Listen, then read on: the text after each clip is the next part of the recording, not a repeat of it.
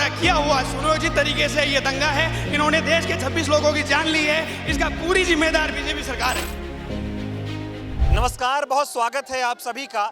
कश्मीर के पहलगाम में जो आतंकी हमला हुआ उससे पूरा देश दुखी है। इस आतंकी हमले ने पूरे देश को झकझोर कर रख दिया है और अब इसको लेकर यूथ कांग्रेस सड़कों पर उतरी है और उन तमाम जो परिवार हैं उनके प्रति अपनी संवेदना व्यक्त करने के लिए यूथ कांग्रेस सड़कों पर उतरी है। लेकिन कई तरह के सवाल भी हैं। सवाल ये कि आखिर सुरक्षा में चूक कैसे हुई और आतंकी कैसे हमारे देश में आए और किस तरह से उन्होंने 28 नागरिकों को गोली मारकर उनकी हत्या कर दी। बहुत सारे लोग सड़कों पर आए हैं। ये बताइए, ये जो आतंकी हमला हुआ पहलगाम का, पूरे देश को इसने झकझोर कर रख दिया है, लेकिन सवाल भी कई तरह के हैं। कल ऑल पार्टी मीटिंग हुई, उसमें यह कहा गया कि कहीं ना कहीं सुरक्षा में चूक हुई है। इस पर क्या कहना आपका? सुरक्षा में चूक तो हुई है ना। जब सरकार इतने बड़े बड़े वादे करती है, इतने बड़े बड़े बातें करते हैं, हमारे मोदी जी 56 इंच के सीने की बात करते हैं, तो आज उनका 56 इंच का सीना कहाँ चला गया? कल की बैठक में उन्होंने स्वीकार कर लिया ना। अमित शाह जी ने अपनी गलती को स्वीकार किया है। किरण रिजिजू जी ने कहा है कि हाँ चूक हुई है। तो ये चूक हुई क्यों? जहाँ 2000-2500 सैलानी रोज आ रहा है और वो सेंसिटिव एरिया है, वहाँ पे एक पुलिस का मतलब सेना आर्मी तो छोड़ दीजिए, एक पुलिस भी नहीं है वहाँ पे। तो ये कहीं ना कहीं तो लूज पॉइंट है ना। हम ये देश की जनता ये पूछना चाह रही है मोदी जी से कि आपकी ईडी, सीबीआई, इंटेलिजेंस ये सब कहाँ चली गई थी? सब फेलियर है। आप सिर्फ बातें करते हैं बड़ी बड़ी, सिवाय बातों के अलावा बातों से काम नहीं चलता साहब। पूरा देश आज आपके साथ खड़ा है। अमित शाह जी कहते थे कि धारा 370 खत्म होने से कश्मीर में आतंकियों की कमर टूट गई है, हमने आतंकवाद को खत्म कर दिया है। पहले आए दिन हमले होते थे, अब नहीं होते हैं। नहीं, 370 के बाद तो ज़्यादा हमले होते हैं। ये तो सिर्फ कहने की बात है कि 370 हटने के बाद हमले कम हो गए। कहाँ हमले कम हो गए बताओ? अरे कुछ तो हमले दिखाए जाते हैं और कुछ छुपाए जाते हैं और कुछ बताए नहीं जाते हैं। हमले तो हम बराबर हो रहे हैं वहाँ पे भाई। ये किसने कह दिया आपसे? इस्तीफा देना चाहिए गृह मंत्री अमित शाह को। नैतिकता के आधार पे अमित शाह जी को इस्तीफा देना चाहिए, क्योंकि ये पहला वाकया नहीं है, इससे पहले भी हो चुके हैं। मगर हमें पता है कि वो इस्तीफा नहीं देंगे। क्या कह रहे हैं आप? ये 26 या 28 लोगों की जो शहादत हुई है, ये तो सरकारी आंकड़ा बता रहे हैं। आप ही सोचो, जहाँ 50 राउंड गोलियां चली है LMG के माध्यम से, वहाँ क्या ये 26 या 28 मुमकिन है? सरकार आंकड़ा छुपा रही है। उससे बड़ी बात है, जहाँ पर्यटक इतनी संख्या में पहुँचे वहाँ सिक्योरिटी का कोई इंतजाम नहीं है। उस पर से आप देखो, जब ये बीजेपी या मोदी जी या किसी बीजेपी सरकार होती है, ये हमले होते हैं हमारे निर्दोष भारतीयों पे।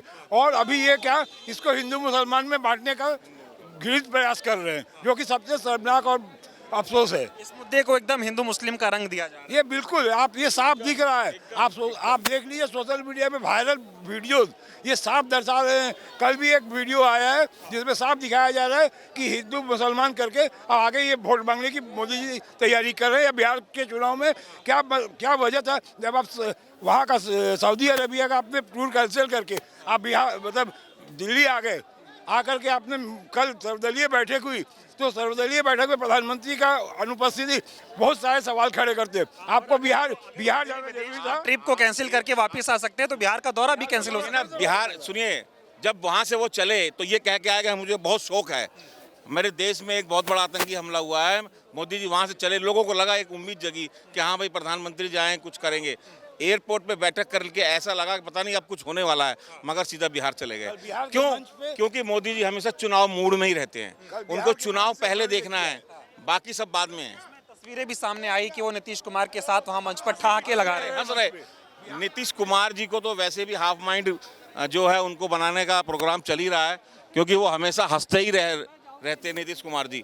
और ऐसे हमारे प्रधानमंत्री जी शोक सभा आयोजन कर रही है, वहीं मोदी जी बिहार में मंच पे मुख्यमंत्री नीतीश कुमार के साथ वहाँ हंसी मजाक ठिठोली कर रहे हैं। आज राहुल गांधी जी ने, मल्लिकार्जुन खड़गे जी ने, विपक्ष की सारी पार्टियों ने समर्थन दे दिया कि साहब आप कुछ करिए, हम आपके साथ खड़े हैं। मगर साहब करेंगे कब, ये समझ में क्या किसी का पानी रोक देने से, पासपोर्ट वीज़ा रद्द कर देने से क्या हमारा बदला पूरा हो जाएगा?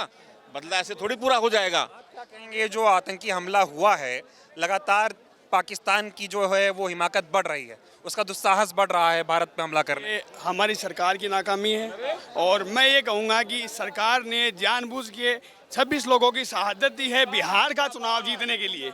एक देश का प्रधानमंत्री सऊदी अरब से ये कह गया था कि मेरे देश में सबसे बड़ा आतंकी हमला हुआ है, मैं वहाँ जाके कार्रवाई करूँगा। वो कश्मीर में नहीं जाके बिहार में जाके रैली निकालता है और वहाँ से पाकिस्तान को जवाब देता है। ऐसा प्रधानमंत्री, देश का सबसे बड़ा गद्दार आदमी है।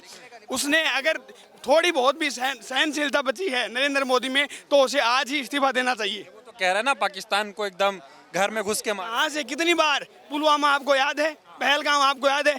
क्यों इस देश का तो मीडिया है वो सरकार से सवाल नहीं करता है। आज राहुल गांधी से सवाल पूछते हैं। राहुल गांधी केंद्र में मंत्री थोड़ी बैठा है, राहुल गांधी प्रधानमंत्री थोड़ी बना बैठा है। सरकार ने भी माना है कि इसमें सुरक्षा में चूक हुई है, लेकिन सुरक्षा में चूक कैसे हो गई? अमित शाह तो कहते थे कि अब पाकिस्तान की हिम्मत नहीं है, आतंकवाद की हमने कमर तोड़ दी है, दावे भरते। राजस्थान में अभी सीएम बदनलाल को एक एनएसए के कार्यकर्ता ने सिर्फ काला कपड़ा दिखाया था। उसको पकड़ने के लिए 70 गाड़ियां लगी पड़ी है सीकर जिले के अंदर पुलिस की, और 26 लोगों को मार दिया जाता है उस जगह पे जहां हमें पता रहता है कि पहले से यहाँ आतंकवादी हमला हो सकता है। उसके बावजूद वहाँ पे एक भी सुरक्षा कर्मी का नहीं होना, ये मिली भगत है सरकार की। सरकार के द्वारा किया हुआ सुनियोजित तरीके से ये दंगा है। इन्होंने देश के 26 लोगों की जान ली है, इसका पूरी जिम्मेदार बीजेपी सरकार है। ठीक है, तो देखिए तमाम लोग यहाँ पर हैं जो सरकार पर भी तरह तरह के आरोप लगा रहे हैं। यूथ कांग्रेस इस पूरे मुद्दे को लेकर जो है ये तिरंगा यात्रा निकाल रही है। तस्वीर आपको दिखा रहे हैं और कुछ लोगों से बात करते हैं, वो क्या कह रहे हैं वो आपको दिखाते हैं। पहलगाम में इतना बड़ा आतंकी हमला हुआ, नरेंद्र मोदी जी को देश की इतनी चिंता है कि वो विदेश का दौरा छोड़ के सीधा बिहार आए और बिहार से पाकिस्तान को लाल आंख दिखाई उन्होंने। देखिए, आज के समय देश को सीमा पार से जितना खतरा है उतना ही सीमा पार के अंदर से है, क्योंकि कुछ छद्म रूप से आतंकवादियों की भाषा बोलने वाले, विडंबना कहिए, शर्म की बात है कि भारत में मौजूद हैं। इस बार आतंकवादियों ने जिस तरह हमला किया और धर्म पूछ के मारा, भारतीय जनता पार्टी और उसके कुछ गुर्गे जो आतंकवादियों की भाषा बोल रहे हैं, बड़ी शर्म की बात है। आज पूरे देश में ये प्रचारित किया जा रहा है कि धर्म पूछ के मारा गया। मैं भारतीय जनता पार्टी और ऐसे गद्दारों से ये कहना चाहूँगा कि जो पार्टी जाति देखकर उनके मुंह पे पेशाब करती है, जो पार्टी जाति देकर गाय के नाम पर हत्या करती है, सैकड़ों दलितों की हत्या इस भारतीय जनता पार्टी के लोगों ने की है। भारतीय जनता पार्टी जाति देख के उसके कुछ नेता बलात्कार में शामिल हैं, तो जाति और धर्म के नाम पर बांटने वाले नरेंद्र दामोदर दास मोदी और अमित शाह, उनसे सीधा सवाल है कि पुलवामा के बाद ये पहलगाम हमला क्यों हुआ? आपने कहा कि नोटबंदी के बाद आतंकवाद खत्म हो जाएगा, 370 हटने के बाद आतंकवाद खत्म हो जाएगा, लेकिन इन्होंने देश के साथ गद्दारी की है। सिर्फ देश के अंदर इकलौता एक शख्स था जिसने इसके ऊपर सरकार को बहुत पहले चेताया था, वो थे एलओपी श्री राहुल गांधी।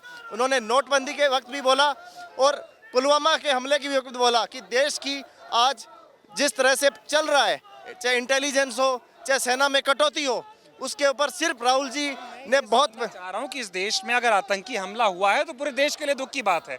इसको कश्मीर के मुसलमानों के मुद्दे को उन पे सारी चीज़ें डाल देना, एकदम हिंदू मुसलमान कर देना। जो शहीद हुए थे उनकी चिताओं को आग भी नहीं दी गई थी, उससे पहले ही जो बीजेपी के गिद्ध हैं उन्होंने राजनीति शुरू कर दी। देखिए, ये अमित शाह बोलते हैं ना क्रोनोलॉजी, तो उसी तरह क्रोनोलॉजी समझिए। पुलवामा हमला कब होता है? जब 2019 में लोकसभा चुनाव से ठीक 1 महीना पहले, तो उस समय देश के मुद्दों को गौण करके बिल्कुल जीरो करके ये चुनाव जीतते हैं। आज देश के अंदर आप देखिए, संविधान के मुद्दे पर बीजेपी गिर रही है, सुप्रीम कोर्ट से इनका टकराव है, जातीय जनगणना पर टकराव है। ऐसे समय में पहलगाम हमला एक सवाल का विषय है। क्यों 2000 से ज़्यादा पर्यटकों की सुरक्षा नहीं की गई? सेना में 1 लाख से ज़्यादा पद खाली हैं, उसके लिए कौन जिम्मेदार है? हमें लगता है कि ये हमला एक साजिश के तहत हुआ है, और जिस तरह हमले की रूपरेखा और हमले के बाद जिस तरह से एक प्रोपेगेंडा सोशल मीडिया पे चलाया जा रहा है, कहीं ना कहीं भारतीय जनता पार्टी को जवाब देना पड़ेगा। पहलगाम में आतंकी हमला हुआ, नरेंद्र मोदी बिहार की रैली से पाकिस्तान को कड़ा संदेश दे रहे हैं, कह रहे हैं आप छोड़ेंगे नहीं, अभी हिमाकत मत करना ऐसा कुछ करने की। क्या चुनावी रैलियों से पाकिस्तान को डराएंगे आप? अगर मोदी जी आप देश के प्रधानमंत्री हैं, सर्वदलीय बैठक इतनी महत्वपूर्ण बैठक होती है, आज से पहले भी सर्वदलीय बैठक जब हुई है तो देश के प्रधानमंत्रियों ने सभी पक्षों के लोगों से मिलकर एकजुटता के साथ ये निवेदन भी किया हमेशा कि आप सब एक साथ आइए देश के मुद्दों पे, और हमेशा सर्वदलीय बैठक में इस देश की ये मैं कहूँगी एकता एकजुटता ही है कि हमेशा देश के मुद्दों को सर्वोपरि हमारे देश का हर फ्रंट रखता है। हर पॉलिटिकल पार्टी देश को सर्वोपरि मान के एकजुट होती है, पर मोदी जी, आप तो उस सर्वदलीय बैठक का हिस्सा ही नहीं थे। सारे लोगों ने आपसे अपील करी, कल सुबह से लेके मैं ट्विटर पे भी देख रही थी, ट्रेंड चल रहा था। मोदी जी, आपने एक पूरे देश की आवाज़ को सुनने का काम नहीं किया। आज पूरे देश में गुस्सा है इस बात को लेके। कहीं ना कहीं हर युवा के मन में ये बात है कि मोदी जी, आप बिहार गए थे ना, बिहार के बच्चे तो रोजगार से तड़प रहे थे। अगर जाना था तो पहले जाते ना, आपकी सरकार थी ना, आपके वहाँ नीतीश कुमार के साथ हंस रहे हैं और जो परिवार जो जिनके अपने शहीद हुए हैं, जिनको गोलियों से भूना गया है, वो रो रहे हैं और प्रधानमंत्री हंस रहा है। देश की बहन बेटियां खून के आंसू रो रही हैं। चाहे पुलवामा हो, हमारी बहन बेटियां कैसे रोई पूरे देश ने देखा। मैं तो उत्तराखंड से आती हूँ, दो हमारे मेजर की शहादत वहाँ से हुई है। मैं उनको भी श्रद्धासुमन अर्पित करती हूँ। और आज फिर हमारे जो पहलगाम है, 29 भाई इस देश के देशवासी, हमारे अपने भाई, आपके अपने भाई शहीद हो गए हैं। क्या मोदी जी, आपको सूद नहीं लेनी चाहिए उन परिवारों की? ना तो अभी तक आज 48 घंटे होने को आए हैं इस घटना को, ना तो आपने एक भी आतंकवाद, आप कड़े नियमों की बात कर रहे हैं ना, कड़ी आंख दिखाने की बात कर रहे हैं, 56 इंची की बात कर रहे हैं। आप कीजिए, पूरा देश आपके साथ एकजुट है, पर जवाब भी दीजिए। आज इतने घंटों के बाद भी कितने आतंकवादी पकड़े गए, आप जवाब दीजिए। आप जवाब दीजिए कि 29 लोग जो मरे हैं, हमारे शहीद हुए हैं, उनके परिवारों को सांत्वना देने के लिए केंद्र सरकार ने क्या किया? क्या उन परिवारों को कोई धनराशि नहीं मिलनी चाहिए थी? क्या सरकार की तरफ से उनके कंधे पे हाथ नहीं रखना चाहिए था? जिनके घर के लाल, जिनके घर के चिराग उठ गए थे, जो जिनके खाने कमाने वाले शहीद हो गए। घटना को जो हिंदू मुस्लिम का रंग दिया जा रहा है, कह रहे भाई धर्म पूछा जाति नहीं। बात से देखो, ये वो सरकारें हैं जिनको शहादतों पे, जिनको लाशों पे केवल और केवल वोट बटोरने हैं। मैं धिक्कार करती हूँ मोदी जी, अभी भी शर्म, ये जो हमारे देश के शहीद हैं ना, इनकी शहादतें आपको लताड़ती हैं। शर्म कीजिए, अभी भी समय है, जाग जाइए, न्याय कीजिए। एक शब्द होता है न्याय, इसकी गंभीरता को समझिए। आतंकियों की कमर टूट गई है 370 के बाद, कश्मीर स्वर्ग बन गया है, वहाँ अमन ही अमन है, और इस तरह से फिर कायराना हमला हो जाता है और सरकार कर नहीं पा रही। मैं आपको बताना चाहूंगी, मैं भारत जोड़ो यात्रा का माननीय श्री राहुल गांधी जी के साथ कन्याकुमारी से लेकर कश्मीर तक हिस्सा रही।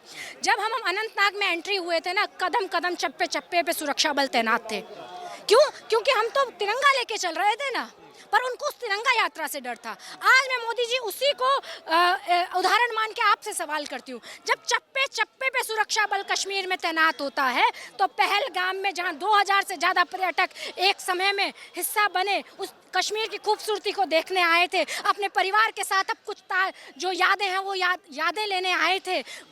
कश्मीर के लोगों के लिए भी कुछ अच्छा होता। जब लोग आते हैं, पर्यटक आते हैं, उत्तराखंड से आती हूँ, समझती हूँ बहुत सारे क्षेत्र ऐसे होते हैं जो पर्यटकों तो पे ही अधीन होते हैं। सिर्फ और सिर्फ राजनीति करने की कोशिश। देखिए, मोदी जी का ये पिछले 15 साल होने को आए हैं। मोदी जी का सिर्फ ये काम है, मैंने कहा ना, वो लाशों पे, वो शहादतों पे, वो धर्म पे केवल राजनीति करते हैं। उनको जब जब जिम्मेदारी लेने की बात होती है, वो मौन हो जाते हैं और देश के साथ धोखा, अन्याय ही उनको हाथ पड़ता है। जिन्होंने बहुत प्यार से झोली भर भर वोट मोदी जी और मोदी जी के सरकार के लोगों को दिए थे, जब उनको देने की कुछ बात आती है, जब उनके कंधे पे हाथ रखने की बात आती है, तो मोदी जी के हाथ ठन ठन गोपाल हो जाते हैं। ये दुर्भाग्य है इस देश का। जो आतंकी हमला हुआ उसके बाद इस मुद्दे पर जिस तरह से हिंदू मुस्लिम की राजनीति होना, प्रधानमंत्री बिहार में रैली कर रहे हैं, ठहाके लगा रहे हैं, क्या कहेंगे?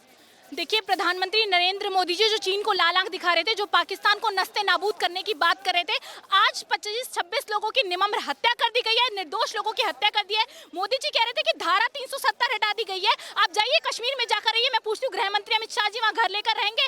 आज जो 27 लोगों की हत्या हुई है, क्या उसके बाद कोई कश्मीर जाएगा? मैं तो नहीं जाऊंगी। मुझे अपनी सुरक्षा की टेंशन है, क्योंकि मेरे पास कंगना रनावत की तरह Z+ सिक्योरिटी नहीं है, मेरे पास बाबा रामदेव की तरह Z+ सिक्योरिटी नहीं है, मेरे पास नरेंद्र मोदी जी उनकी कैबिनेट की तरह सिक्योरिटी नहीं है। तो हम तो नहीं जाएंगे तो कश्मीर कौन जाएगा? नरेंद्र मोदी जी से मैं पूछती हूँ, इतने लोगों की हत्या हो चुकी है, देश के अंदर शौक मना रहे हैं लोग, और नरेंद्र मोदी जी बैठकर बिहार के अंदर चुनावी रैली कर रहे हैं। वो रैली कैंसिल की जा सकती थी, लेकिन मोदी जी ने नहीं की, क्योंकि उनके लिए चुनाव वोट ज्यादा जरूरी है। बैठकर मंच पर नीतीश कुमार जी के साथ ठहाके लगा रहे हैं। शर्म आनी चाहिए देश के प्रधानमंत्री जी को। मुझे शर्म आती है कि हमारे देश का प्रधानमंत्री ऐसा है जो कहता है कि मैं बिहार में खड़े होकर कश्मीर से जो आवाज जा रही है पाकिस्तान तक, उनको ललकारा हूं। साउंड इतनी तेज मोदी जी ट्रेवल नहीं करता है जितनी तेज आप समझते हैं। कश्मीर जाकर के संदेश देते देश को कि पाकिस्तान को पूरे देश के नक्शे से नस्ते नाबूद कर दिया जाएगा। पर सवाल यह है कि 2 घंटे तक जहां चप्पे चप्पे हम भारत जोड़ो यात्रा में राहुल जी के साथ चले, हमने देखा है कि चप्पे चप्पे पर सीआरपीएफ तैनात है, तो 2 घंटे तक लोग रोते रहे। ना वहाँ सुरक्षा शिविर का इंतजाम, ना वहाँ पुलिसकर्मी, ना वहाँ सुरक्षा कर्मी।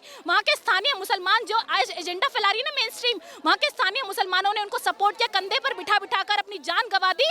तो ये क्यों पूछा, ये कह रहे हैं धर्म पूछकर क्यों मारा गया। मैं बताती हूँ इसलिए मारा गया क्योंकि देश के अंदर धर्म की राजनीति चल रही है। आपको समझने की जरूरत है कि देश में धार्मिक उन्माद फैलाने के लिए काम किया गया है। इसलिए आज हिंदू मुस्लिम को एकजुट होकर के पाकिस्तान से लड़ने की जरूरत है, देश में लड़ने की जरूरत नहीं है। मोदी जी को भी तो टेंशन है ना, उनके भारतीय नागरिकों की जो है शहादत हुई है, वो विदेश का दौरा कैंसिल करके भारत आए। अमित शाह फौरन वहाँ कश्मीर चले गए, उन्होंने तो वहाँ पे स्थानीय ग्राउंड जीरो पे जाके दौरा भी किया उन्होंने। मैं पूछती हूँ इंटेलिजेंस एजेंसीज क्या कर रही थी, गृह मंत्री अमित शाह जी क्या कर रहे थे, डिफेंस मिनिस्टर क्या कर रहे थे। 26-27 लोगों की मौत के बाद आप वहाँ शोक व्यक्त करने जाते हैं, तो मुझे नहीं लगता कि आप होम मिनिस्ट्री के पद पर रहने के लायक हैं। हमारे 27 लोग तो चले गए ना, 26 लोग तो चले गए, लेकिन गृह मंत्री अमित शाह जी वहाँ पर जाकर शोक व्यक्त कर रहे हैं। तो मोदी जी और गृह मंत्री अमित शाह जी का यही एजेंडा, आधी जगह पर वो जाते नहीं और जहाँ जाते हैं वहाँ राजनीति के लिए जाते हैं। बताइए, अमित शाह कहते थे 370 खत्म हो जाएगा, आतंकवाद खत्म हो जाएगा, नोटबंदी से आतंकवाद खत्म हो जाएगा। कांग्रेस के समय जगह जगह बम ब्लास्ट होते थे। हमारी सरकार आई है, पाकिस्तान की हिम्मत नहीं होती कि ऐसा कोई हमला कर पाए। अब इसके बाद कोई शब्द जवाब नहीं निकल रहा। देखिए, पुलवामा हमले के बाद अगर इन सपेरों को बंद कर दिया जाता ना, तो आज इतनी हिम्मत नहीं होती। मुझे लगता है कि पहलगांव जो हुआ है वो सिर्फ उन्हें पता है कि सुरक्षा में बड़ी चूक है। आप ये देखिए कि कोई एजेंसीज काम नहीं कर रही, अभी तक पता नहीं लगेगा टेररिस्ट सारे मारे नहीं गए, सबका पता नहीं लगा। लेकिन गृह मंत्री अमित शाह जी आज भी कहते हैं कि हमारी वजह से कश्मीर के अंदर शांति है। जिस शांति अमन चैन की आप बात कर रहे थे ना, उस कश्मीर में आज के बाद कोई पर्यटक नहीं जाएगा, वहाँ लोगों का बिजनेस ठप हो जाएगा, वहाँ के लोग क्या काम करेंगे। तो कश्मीर एक सबसे सेंसिटिव जगह है जहाँ पर पुलिस बल ना मौजूद होना सबसे बड़ा फेलियर है सरकार। शाह की विफलता मान रही हैं आप जो हुआ? बिल्कुल, होम मिनिस्ट्री रिस्पॉन्सिबल है इसके लिए। आज किरण रिजिजू रिस्पॉन्सिबिलिटी ले रहे हैं, पर 27 लोगों की जिनकी मौतें हो गई, उनके परिवार के प्रति संवेदना कहाँ है? आप रैली में बिजी इतना है ना, वो हिंदू थे, सरकार कह रही है, बीजेपी वाले कह रहे हैं कि हम बदला लेंगे। अगर वो हिंदू थे तो वो हिंदू बचने चाहिए थे। आप कहते हैं ना कि देश में हिंदू खतरे में है, तो वो 27-26 हिंदू क्यों नहीं बचाएगा नरेंद्र मोदी जी से? उनके मरने के बाद आप क्यों शौक व्यक्त कर रहे हैं? आप ये बताइए कि आपकी पुलिस कहाँ थी, आपकी होम मिनिस्ट्री, पूरी डिफेंस मिनिस्ट्री कहाँ थी उस वक्त जब ये सब हो रहा था? 2 घंटे तक लोग चिल्लाते रहे, रोते रहे। आज सोचिए, छोटे छोटे बच्चों, माताओं, बहनों को सड़कों पर छोड़ दिया गया ताकि देश में दहशत का माहौल फैला सके। पाकिस्तान के लोग देश में दहशत फैला सके, अपनी माउथ पब्लिसिटी हो सके, लोग बता सके बच्चे की कैसे उनके पिता को, उनके बेटे को मारा गया है। तो आज देश में क्या लोग कह रहे हैं कि मोदी जी को राजनीति ज्यादा प्यारी है, देशवासी कम प्यारे हैं? पुलवामा हुआ, वोट मांगा उन्होंने, अब पहलगाम हुआ, वो बिहार की रैली से जाके वहां संबोधित कर रहे हैं, वो कश्मीर जाके भी संबोधित कर सकते थे, दिल्ली से भी कर सकते थे। देखिए, मोदी जी को राजनीति ज्यादा जरूरी है। अगर वो बिहार की रैली कैंसिल कर देते, दिल्ली से खड़े होकर भी बोल देते ना कि पाकिस्तान को नक्शे से हटा दिया जाएगा, पाकिस्तान के साथ ये कर दिया जाएगा, लेकिन मोदी जी के लिए रैली, राजनीति, वोट ये सबसे ऊपर है। इसके लिए मोदी जी किसी भी हद तक जा सकते हैं, उनको कोई संवेदना शौक नहीं है। अगर होती तो आज वो इस पर ध्यान दे रहे होते कि कैसे पाकिस्तान को नक्शे से हटाया जाए भारत के।